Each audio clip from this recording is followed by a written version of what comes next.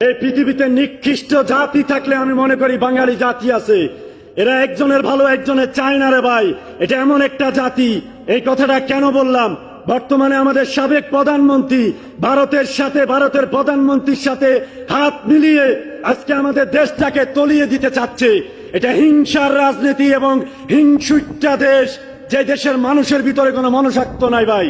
তাই আমি সবাইকে বলতেছি, বিশেষ করে ডক্টর ইউনূস স্যারকে বলতেছি, আপনি একটা ঘোষণা দিয়েছেন, আপনি আমাদের দেশে আপনি ফারাক্কার যেই বেরিবানটা করতে চাচ্ছেন, এটার জন্য প্রত্যেকটা প্রবাসীকে বলেছেন ৫,০০০ টাকা করে আপনারা যদি দেন আমরা ইনশাল্লাহ প্রস্তুতি নেব।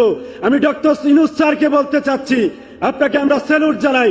আপনি ক্ষমতা থাকা অবস্থায় আমাদের প্রবাসীদের একটা আবদার রিকোয়েস্ট, আপনাকে অনুরোধ করব, আপনি ক্ষমতা থাকা অবস্থায় অবশ্যই এই উদ্যোগটা নেন।